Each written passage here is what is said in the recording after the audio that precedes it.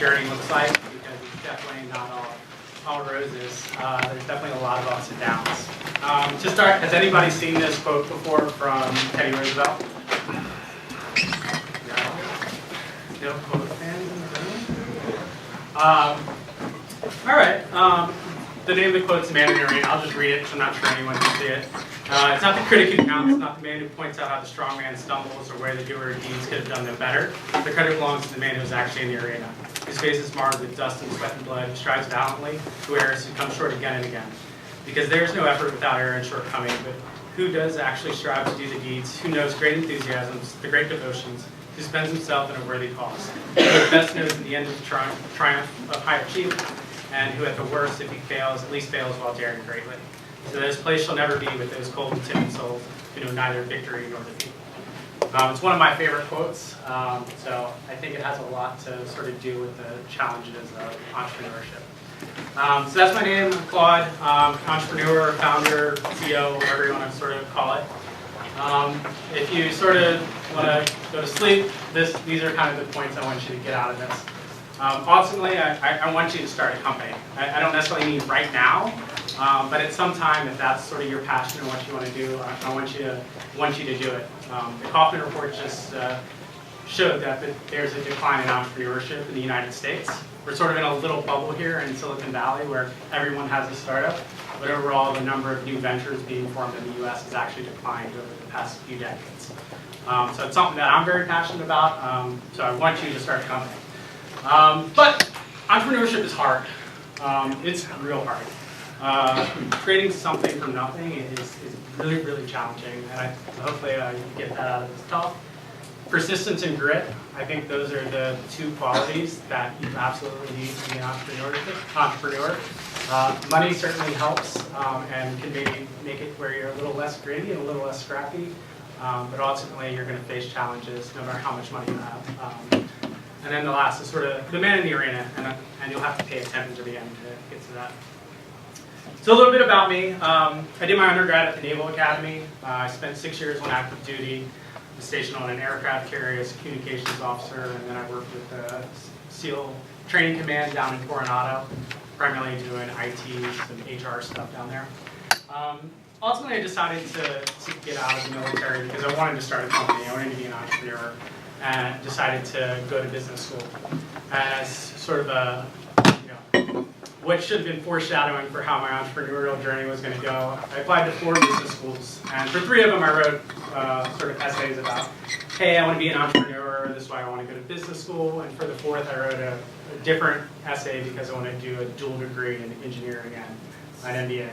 For that one I wrote about operations. Can anyone guess which school I got into? The one that's about operations. So the 3 schools are about entrepreneurship, like, nah, you should do something else. The 4th school actually rejected me for the dual degree, but somehow let me in. Sort of lucky there. Better lucky than good. I've started essentially 3 different companies at this point. Noble Brewer, which was my first, Office Libations, and Ale Tales, which I'll tell you guys about at the end. I don't want to go too much into what the company was, but I'll sort of tell you about the story and sort of where we went.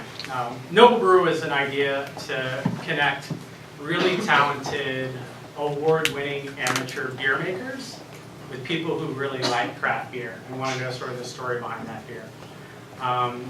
Came up with the idea sort of my second year of business school, and worked on it in all my classes, had friends sort of pitch in to help me get this idea off the ground, and they decided that that's what I wanted to do. I wanted to start this company to give really talented amateurs a way to sort of share their beer without going through all the legal things that happen in the alcohol industry. The alcohol industry is super regulated, and I wanted to sort of just make an easier way for people to share what they love doing. Decided to move to Oakland to start the company. So after graduating, I moved out here, sort of set up shop. And unfortunately, or fortunately, however you want to look at it, with the regulations of the alcohol industry, you can't just start an alcohol company and start selling it tomorrow. You sort of need to have a space and a location. So I actually needed to rent a warehouse. Of course, I had never done this before, so that was full of a bunch of learnings on like, how do you even find a place. I found apartments, but commercial real estate is sort of completely different. And nobody that I had known had sort of done this before, so not really having people to look forward to the answer. Something that if you're at a big company or any company, really for the most part, that's not super small, you have people that you can ask for help. Being an entrepreneur, a lot of times you have to figure it out on your own. Which is both super rewarding and also super frustrating because you generally do everything wrong. Eventually found a warehouse in Oakland and signed a lease in August. So I had all my paperwork ready to get my alcohol license so we could start and we could hit that super important sort of holiday season. Everything was good, submitted it, everything's fine. And then I get a call from the government basically telling me, hey, there's something wrong. You're going to need to renew all of this. And I was like, okay, not a problem. We'll just pull an all-nighter. I'm sure you guys are used to that. And I'll just get it done. You still do it. Don't think you're done with it yet. And I'll just get it done. And they're like, well, you're going to have to go in front of the city and present why you're doing it. I was like, okay, yeah. Like, so tomorrow, next day, 3 months. And so already paying rent on a location, and I know that I'm already delayed 3 months. And this is about September, so October, November. We're probably not going to have any beer for December, so we're probably going to miss that super important holiday season. And at this point, I don't have any investors. I've completely funded the company. And the way I funded the company was by basically maxing out my student loans. I would not recommend that. Do not do that. No one will tell you that's a good idea, including myself. But to me, I knew that I wanted to start a company, and I saw a way that I could sort of get the initial money that I needed to do it. So I went ahead and sort of took that jump and basically borrowed as much money as they could give me so that I could get the company off the ground. Assuming, of course, that everything was going to work out, there were going to be no hiccups, and it was going to be fine. And then, while I'm doing this, it's just me. I was the sole founder of Noble Brewer. There was no one else. A couple people I tried to recruit. Most of them ended up agreeing to, I've broken it already. Some of them agreeing to sort of loan me some money to get the company off the ground, but ultimately not joining. So that led to my second challenge of sort of finding people. You can't really build a company by yourself. I guess you can, but it makes it really challenging. And so I would just try to, interview people and hire them for different things I needed. And hiring people when you're sort of a single entrepreneur and you sort of haven't launched and have no product is extremely challenging.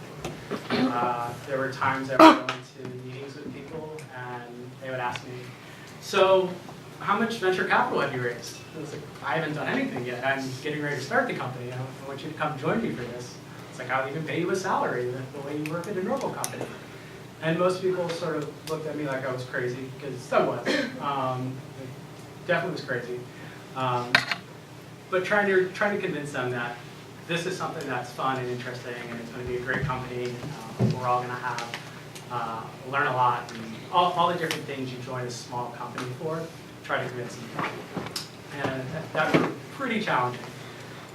Eventually, I did sort of get our alcohol license, a team together, and I ended up getting a loan for sort of the operating capital of the business. I sort of had my team in place, I had a little bit of money, I had the products, I was there, right? I was like, done, the company's done, I can walk away, it's gonna go perfect. And we prepared for basically 3 months to do sort of our launch. And we decided to launch around Product Hunt. So Product Hunt a few years ago was much smaller than it was today. Everybody know what Product Hunt is? Yes, no, yes, no, okay. So Product Hunt's a place where a lot of sort of new products get featured. Anything from small companies to even big companies. And people upvote them based on sort of if they think it's a cool idea or not. So we did everything around Product Hunt to get sort of that big initial push. We did special promotion for Product Hunt users and everything to build our initial customer base. And it went awesome. People were buying stuff, people were, I had friends from high school I hadn't talked to in a decade reach out to me and be like, dude, you started a beer company, it's great. And I was like, yeah, that's pretty cool, huh, right? Friends from business school reaching out, they're like, man, why did I take that consulting job? I should have started a company, it's awesome, keep going. Family members, everybody was super excited. And it's like, yeah, we nailed it. We got picked up by Urban Daddy, and we were on their national page, so their national front page on a Friday. It was our biggest sales day, as far as new subscribers. And I think it was probably total our third biggest sales day. It was massively amazing. And this all happened in about a week. Fortune magazine picked this up. You talk about highs, you're we've done it, we've hit it. Things are just going to keep going up. Sort of, everyone knows that growth curve where it just goes up and to the right, kind of. We're like, this is how it's going to be. We nailed it. Well, it didn't quite work that way. We sort of went after launch and sort of went into a lull. We had spent all this time preparing for that and did well, or what I thought was pretty well for it, but we didn't actually have anything afterwards.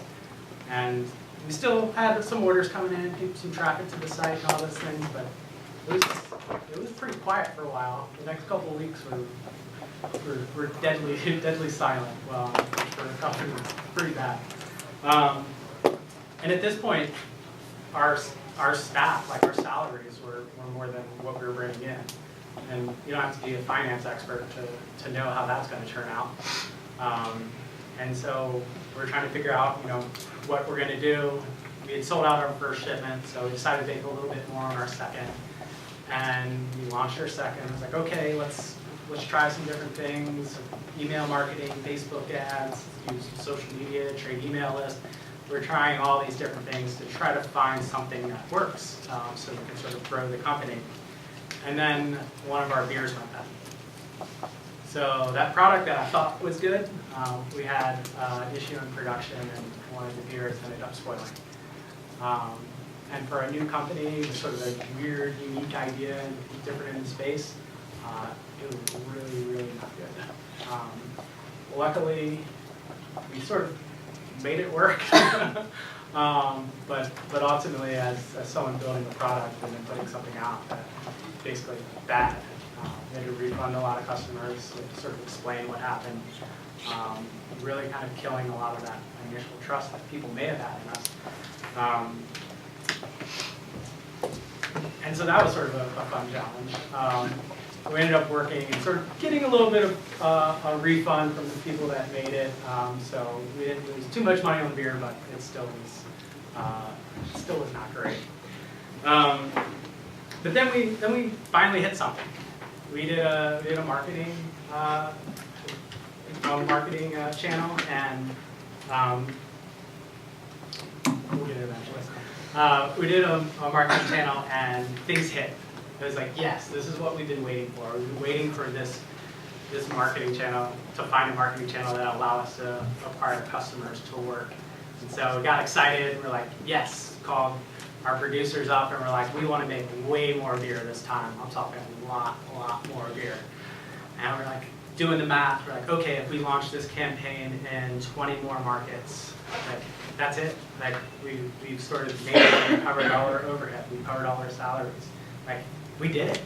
That's it. We don't have to worry about running out of money or anything like that. It's now a matter of how do we grow the company bigger. And so we launched those next markets, and they performed about 90% worse. And that was super frustrating because we finally thought we had something, and we didn't. And we'd also agreed with our producers to make all that extra beer, which may not have been the greatest idea, but having a lot of extra beer lying around is not necessarily the worst thing. But after sort of this failure of that campaign to really go through, our team sort of lost hope, and that's something that's really hard to see. Is when your team starts giving up on the idea. And as the founder, like, it feels like they're giving up on you. And that's really, really tough. I can't like really describe like how that feels outside of like during this time period of the company. Like, I became depressed. Like, I am not a person that gets depressed. Like, I've never like had any like depression issues like my entire life. But in this time in the company, I was absolutely depressed. And it made it really challenging to try to go out and talk to customers, talk to suppliers when I'm like, this is horrific. Like, I feel my team's leaving me. I feel the company's not working. I feel like I don't have a lot of hope to get through it. And then we just bought all this beer. What are we going to do with it? And so we decided to keg some of this extra beer. Right? We're like, all right, it's going to cost this much to bottle. We could buy kegs for the same amount of money, and it's basically a wash. And we'll have kegs of beer. And maybe we can go to like companies like Facebook or LinkedIn, and maybe they'll buy some kegs, right? Find some side hustle, side channel to sort of start to make some money. And at this point, I realized sort of our team wasn't working, and our salaries were too high. I knew we were going to run out of money. And so in a matter of about 6 weeks, I cut my team from 5, basically down to me. And then we hired one other person as a developer who's capable. So within that period, we let go of 3 people and 1 person quit. And then we added 1. So we went from a team of 5 that was going to be 6 to a team of 2. Sort of during this time period. And then I got a call from a company that play down in Sunnyvale. They're sort of an incubator, accelerator type thing, and they were like, hey, one of our corporate partners wants to speak with you. And remember, I was a little depressed at this point, so I'm like, yeah, whatever, I don't care. Sure, I'll come down. Why not? Caitlin was actually splitting time in Nebraska, so I was literally the only one in the warehouse. And so I went down, prepared a little presentation, and to say it was probably like my sauciest presentation I've ever given is probably an understatement. The partner that wanted to speak to us is one of the world's largest beer companies. You can probably guess who it is, but they wanted to talk to us because they thought what we were doing was cool. It was interesting. It was something unique. And so we did this conversation, and I'm like, what do you guys want? Like, why are we here? What's going on? And for some reason, they decided that they liked me. It was like me, my company of like 2 people, and they had 8 people around the table, like ex-McKinsey consultants, like an iBanker, like a guy from their C-level staff. Like, I had no idea really who was in the room, or I may have taken it a little bit more seriously, but sort of at that time, and that's just sort of where I was at. And then sort of met with them, and they were like, we're interested, let's talk. And it was like, so one of the world's largest beer company wants to talk to me and my 2-person company because they think we're interested or something. Okay. And right around that time, we're pretty much out of money. And then something weird happened. We came into the holiday season. People started buying stuff.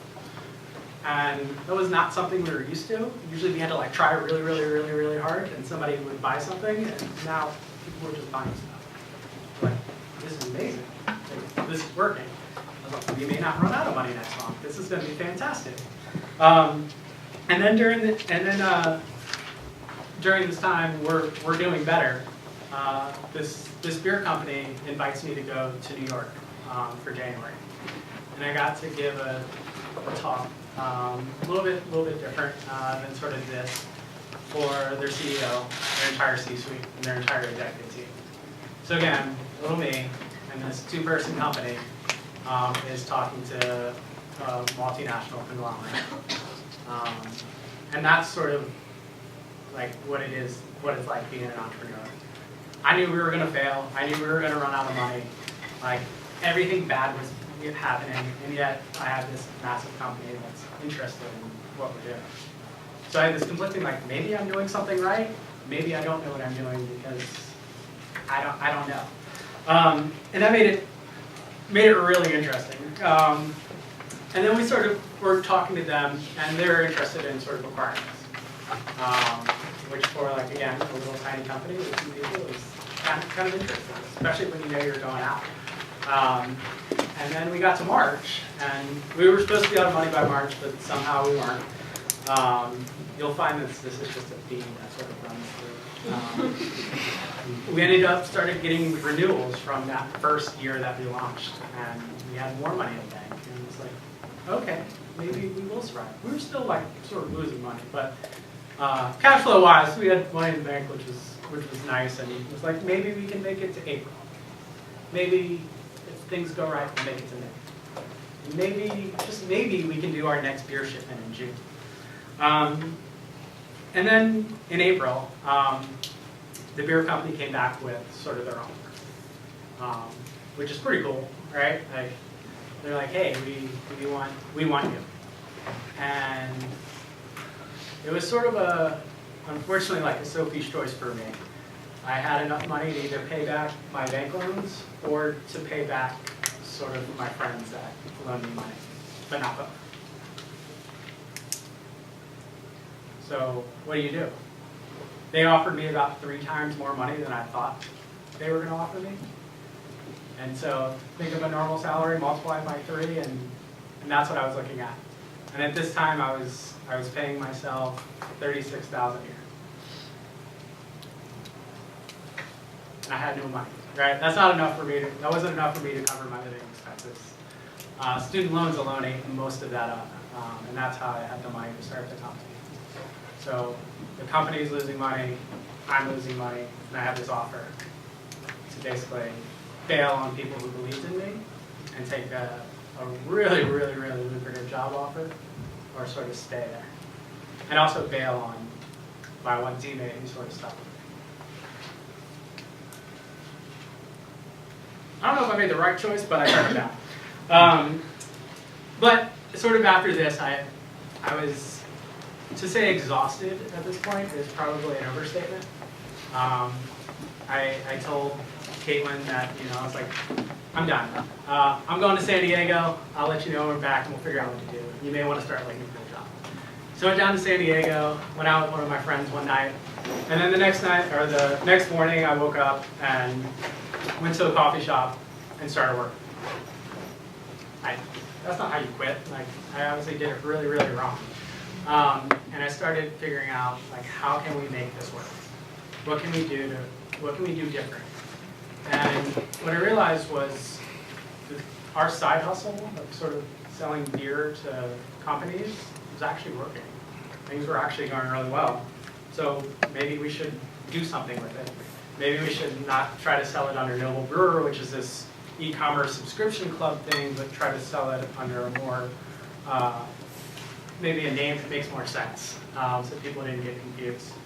And so we did. We rebranded it as Office Libations. And in May of last year, and we've worked with over 100 different companies throughout the Bay Area, doing everything from beer kegs to cold brew coffee to kombucha to managing their bar. Really sort of anything they asked us. And that's basically how that company started. It was just a side hustle to make money, a way to try to bring in some extra cash to the business so we could continue to grow Noble Brewer. And it worked. We're spending 90% of our time on one company and trying really, really hard to get every sale. And here people were just telling us what they wanted and asking us to do more. And so we spent the past year sort of building Office Libations. Melissa was our intern this summer, so she can sort of tell you about the craziness, all the different things that have been going on. And yeah, it's been fun. You can see a lot of great companies, a lot of really cool people doing it. Let's see, what else do I want to say about this? Yeah, this is basically just people telling us what they wanted and us doing it. It's sort of lucky more than anything else. I would like to say that I had a business plan and I launched into this company and that's the way that it was going to work. I had that for Noble Brewer. I did everything. You know, I had a business plan. I worked with it, with classmates in my MBA classes. I had an operations plan. I had a plan to scale to new markets. I had all that stuff, but it didn't work. And so after Q4 of last year, which should have been the busiest time for Noble Brewer, sort of our time where we get all the holiday sort of orders and everything, our corporate side actually surpassed that. And at that point, I knew that it was time to shut the company down. We did one more shipment in March, primarily because I think I was really excited about those beers. But then we ended up shutting it down in April or May. I don't remember, were you doing any box packing when we got there? Okay. Yeah. So, so we shut down in April, May of this year, and now have sort of solely focused on office libations. And so, as you can see, it's been quite a journey for me, and what we've sort of done. We ended up ending 2016 with a combination of Noble Brewer and office libations being profitable. Sort of without ever taking investor money. We finance the company solely on debt, which is both great because our team owns all of the company, but also really scary because we owe a lot of people money back. Yeah, so I want to stop there and sort of go back to the point, because most of that was kind of depressing. And you're like, I do not want to be an entrepreneur. I'm going to go start a job. It will be much, much easier. To talk about some of the things that are exciting and some of the things that when you are an entrepreneur you get to do that you don't do anywhere else. One of them is like, I've met CEOs of companies, CEOs who've sold their companies for millions and millions of dollars just because you got an email. Someone's like, hey, so-and-so is from, anyone from Maryland? No? Yeah, there it is. Where so-and-so lives in your neighborhood, you should meet them. And you can go out and grab a beer, grab a coffee, and sort of get to talk to them. And sort of access to people that I never would have access to. I'm a first-generation college student from nowhere in Maryland. And yet I've had people who started very successful companies that I've been able to have lunch with and I can email and talk to. Something you don't get with most jobs outside of maybe your immediate sort of supervisor and staff, like your CEO of your company may go and talk to you, but outside of that, you're sort of limited. PR is kind of neat. I'm not a huge, want the spotlight on me type person, but it's neat when people that you haven't talked to in forever are like, hey, I read about your company today, or hey, my friend just talked about your company. Probably the craziest story, it was just after we launched the company, and I went to Vegas for March Madness. Me and my brother do it pretty much every year. And we were sitting at a blackjack table and going back and forth with the other guys at the table, and sort of asking what I do. And I was like, oh, I run this beer club that features home brewers. He's like, Noble Brewer. And I was like, what? This guy's from Indiana. I'm like, what? I was like, we have 50 people that have signed up. How do you know about us? And the guy happened to be a home brewer out in Indiana, and his friends had told him about the company. That kind of stuff is super cool when it actually happens. So something I don't think you get in a normal job. Things like this, like getting to sort of go and talk to people is sort of super fun. I enjoyed it. I think it's interesting. The camaraderie. I think anyone who starts a company has gone through a ton of trials and tribulations, and you just sort of know, you're like, yep, we were there. No matter where they are in their career, be super successful, everyone sort of had that starting stage. The guy next to me restores vintage Jaguars. And so, I moved in, sort of young looking, and he's like, in his 60s.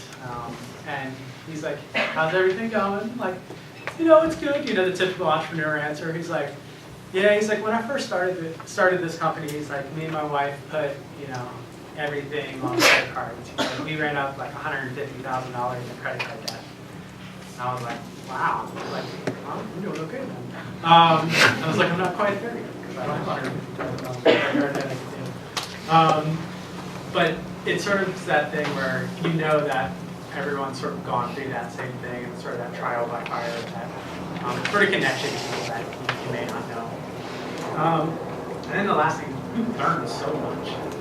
Like, I filed for a trademark. I've never done that before, so I know a ton about trademarks. I know a ton about digital marketing. I know a ton about beer now. I know a ton about B2B sales. Like, because I've had to learn all these things, I had to learn it by trial. And unfortunately, you just do learn a lot better when you fail than when you succeed. Because you don't always know why you succeed. It's, sometimes you're just lucky. But a lot of times when you have to take that time to look at why you failed, what did you do wrong, and how can you make it change? And when you actually make that change from doing something wrong to doing something right and seeing that progress, you sort of know that, all right, I've learned something here. I know how to do this. And that confidence, I think, goes forward with you throughout your career. I think if you look at most people who are entrepreneurs, they don't just start one company, they start 2, 3, 4. And most people that sort of make it big as entrepreneurs, like the companies everyone really wants to talk about, it's never their first company. There's exceptions to this rule, of course, but it's usually their second or third or fourth time. And it's because of all that learning that's occurred over the time, sort of screwing everything up and then sort of trying to fix it, that makes sort of being an entrepreneur to me really, really worthwhile. And then to me, the man in the arena part is, I can't imagine myself doing really anything else. I hate losing. I hate losing. I never want to lose. I was like an athlete growing up. I despise it. There's no time in my life that I've ever been like, I want to lose. But the thing that hurts like more than losing is like not playing. If you've ever played sports and sat out with an injury, it didn't matter the result. Your team could have won, your team could have lost. Like that to me always hurt way more than playing a game and losing. And so to me, I don't want to be one of those cold, timid souls that doesn't know the difference between victory and defeat. I want to know that I played, and I'll let the chips fall where they are. But that's sort of why I'm an entrepreneur. And then the last, because I always got frustrated when people would be like, "Oh, we're a company, blah blah blah blah blah." I'm actually going to show you our financials, so sort of what they look like and sort of where we see them going. So. Revenue, net profit. The net profit is supposed to be above the line, but we sort of screwed up and didn't work out that way. So that's sort of where we're at. We've surpassed $2 million in total revenue since we started the company. $1 million of that coming this year. And so it's sort of been a long journey, and hopefully we can hit that 2018 number. And continue to sort of grow at the same rate that we continue. So I think we have time for questions. That's my email. If you have like any questions, you want to like bounce an idea off me, I'm pretty good at responding to email. So just really if you have any questions, I'm happy to answer them and take a phone call. And sort of the third company, which we didn't talk about, Ale Tales. It's sort of a specialty craft beer store. It's on Solano Ave in Albany, so if you like beer and are old enough to drink, go ahead and check it out. So, questions? Yes? How would you say that your MBA helped you in the startup world, and would you recommend an MBA for someone like us interested? Yeah. For me, it was helpful. And part of that is because my background was, I went to the Naval Academy, I was in the military, I was never in sort of a business environment. So there's a lot that I just didn't know. I didn't even have friends that went and worked in like a company that I could ask questions about. all my friends in college went to the military. So for me, it was definitely useful. I think a lot of people are down on MBAs if you want to be an entrepreneur, and I think that you don't need an MBA. An MBA is not going to make you a better entrepreneur necessarily. A lot of the content in an MBA course, especially on the finance side, is super helpful if you want to do it, but it's definitely not necessary. An MBA, I think, teaches you how to run bigger organizations and do a lot better analysis when you actually have information. But when you're starting a company, you're really starting it on hope. You don't know if things are going to work. You don't have information. You don't have data to sort of go off of. Once you get that, it's super helpful. But I also knew how we were going to run out of money all the time, probably because I had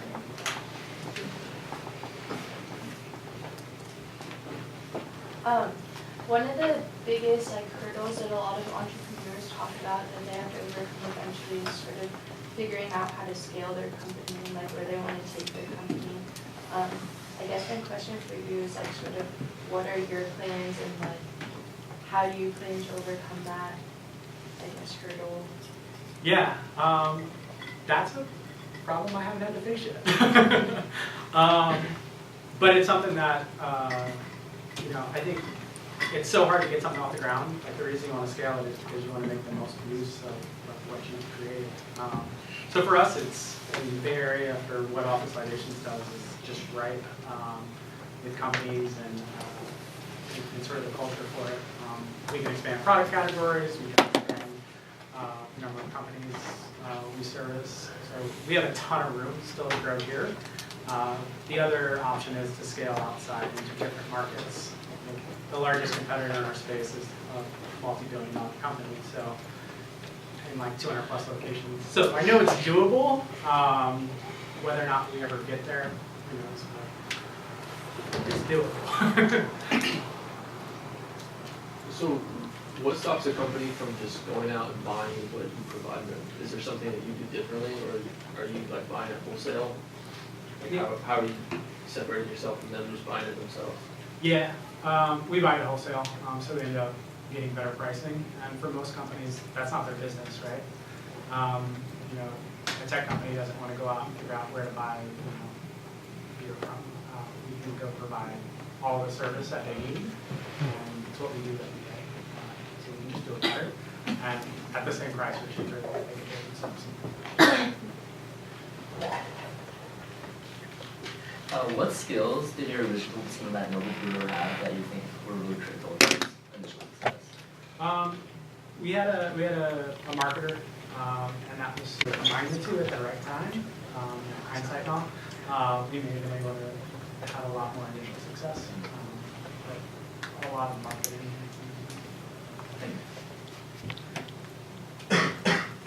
What was it like coordinating with all the home brewers? And is that difficult? Is there things that you wish you could control where you can't do they're doing themselves? Yeah, so I didn't explain the model fully. So we basically took their recipe and worked with a professional brewery. So we sort of work coordinating in between that, and the long-term idea is where we could do it anywhere.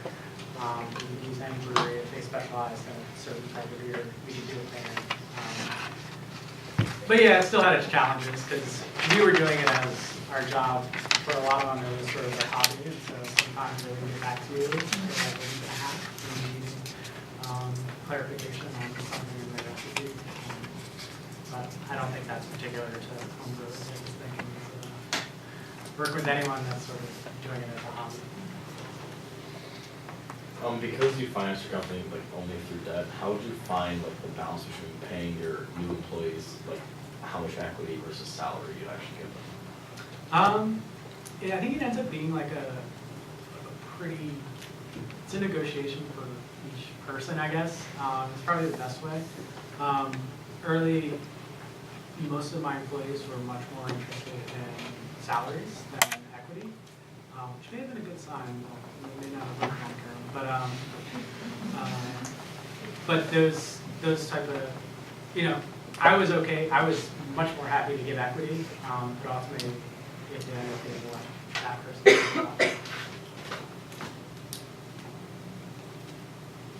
more questions? What's your process of reaching a salary agreement? Like, how do you decide what to pay for a company that's not making any money? Yeah, that's a good question.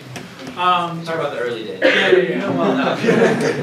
So we looked at sort of what the market in the Bay Area was as sort of our starting point for sort of salary for most people. And then we looked at sort of their experience. Like, had they done what we wanted them to do before, or was it something that was sort of new for them? And that's sort of how we settled on most salaries. At this point, like with Office Litigation, it's sort of a different model. So most of it is sort of commission-based for our sales team. And then also sort of like our ops team is more hourly.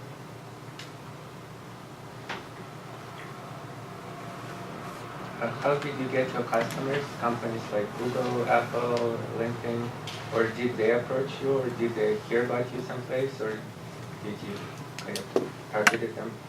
Yeah, to start, luck.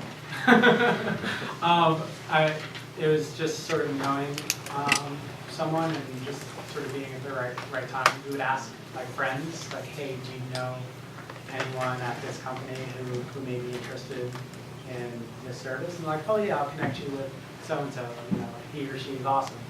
And then we would sort of explain like what we were doing, and they're like, yeah, I'll try it out. And that's how we got most of our first initial customers, is there's sort of warm introductions to, generally we sell to office managers, to who they were. And then after a certain point, we sort of had a base of, you know, clients that people sort of knew their name, and we leveraged a lot of times their reputation to sort of get new clients.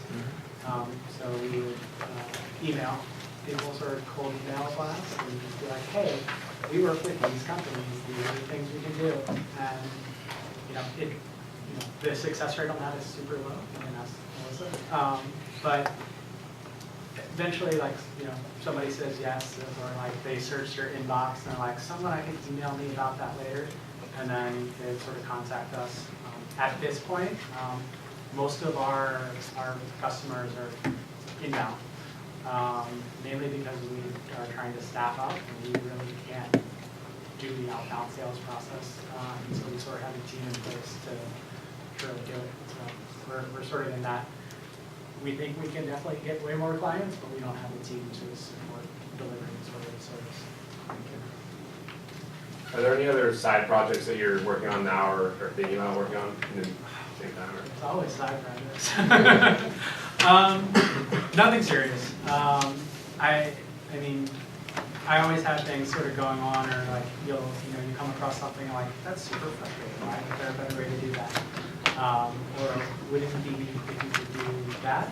And for me, a lot of times I'll sort of, I just call it like back of a napkin sort of thing. Like, how would this work? And sort of just start architecting from like a high level, like how does this company or this service actually work?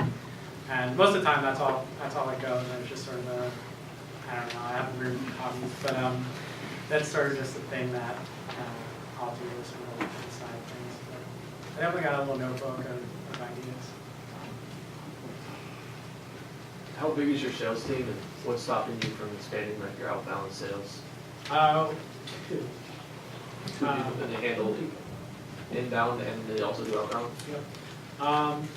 Or do they just handle mostly inbound sales? I mean, mostly just current clients, but everything. They do everything. Finding the right people. Our company does like a physical product that sort of has to be delivered, and not a lot of people, I guess, want to do that.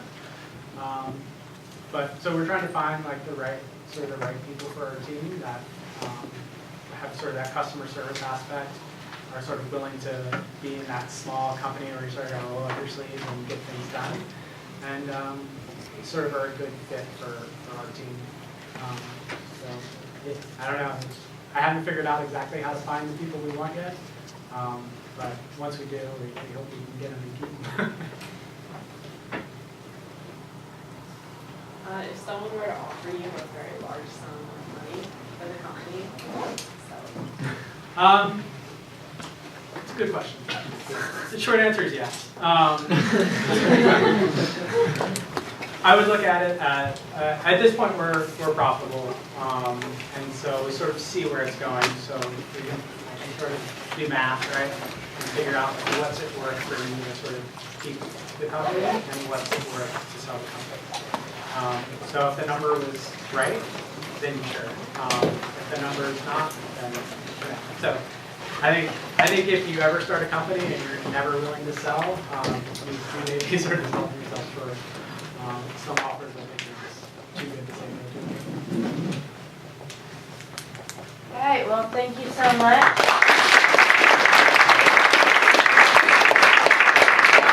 If you didn't sign the attendance sheet, make sure you do that.